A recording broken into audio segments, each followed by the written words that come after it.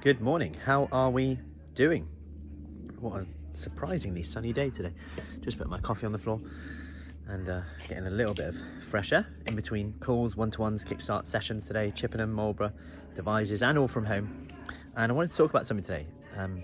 I felt like I needed a physics degree to use them. That was a comment that one of the ladies said from a holiday recently, where in the hotel they had sessions on and gym in there, and she was just looking around like, like, what is this stuff? And I'll be honest, whenever I go away, and I look at hotel gyms, I can't help but look at them and go, or even just gyms in general, think, use of space, I'd rather space than this big machine in there.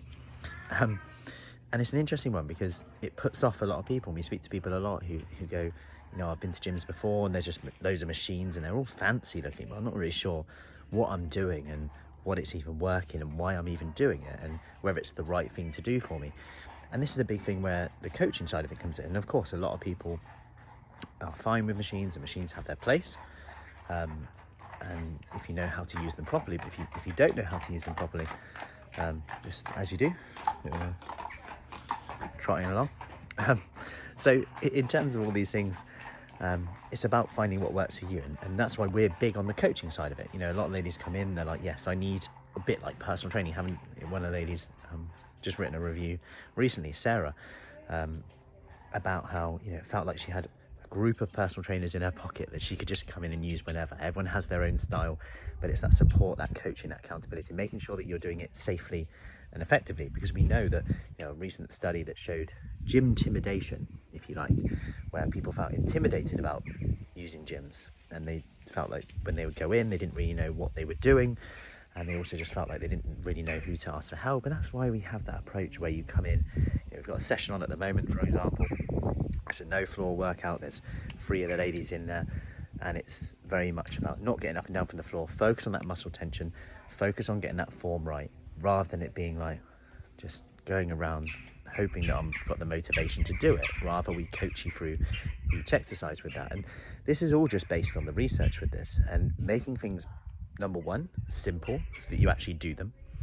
2, effective so that you actually get results. 3, making sure that you have the confidence to then go and do them wherever, whenever. Because that's the key thing. It's not just what we do in here. And, yes, we do have some machines and things like that, because they have their place, 100%. But we want to empower you to know that, you could do this all from home. You could just go, I don't need anything. I could just go and do it now. Because, if you look at some of the studies, and I talked about this in the Q&A recently about, I know this sounds really out there and random, but there was a study about pensions and how 2 similar companies, one company had 60% people paying into their pension. This other company, very similar company, only had about 30%. It was about 68 and 34, something like that. Now, and they looked at it and they were like, what's the most common reason why people are paying in? And all the people who are paying in said they cared about their future. And they were like, well, obviously it's not the case that the people who don't care about their future, because that wouldn't be true. But what they found the difference is one was opt-in, one was opt-out. And of course, they've changed that now where you have to opt out. And that's because it was easier and convenient just to quite simply not have to do anything and you're already auto-enrolled rather than opting in.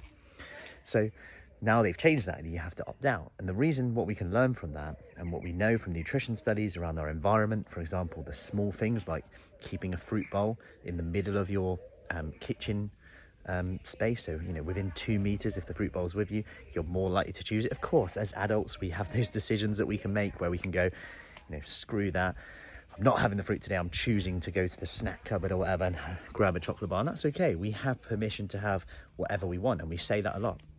You have permission to eat whatever you want whenever you want, 100%. But you can choose not to. And right now I can make a choice that I'm choosing not to have that right now because this doesn't align with my goals and who and where I want to be.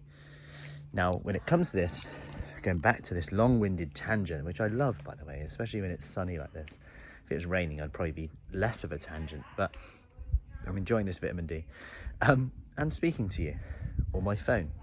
So going back to this, if we really delve into this, we then can then make it so that exercise that you can do anywhere, any place, whether it's 1 minute, 5 minute, 10 minute, 20 minute, 30 minute, because then you're empowered to keep this up, keeping going for long enough to get the results you want. And actually, You don't have to be as perfect as you think that you have to be, but you do have to be probably more consistent than you could ever imagine. So I hope that helps. Any questions, let me know. Have a lovely weekend, and I will see you soon.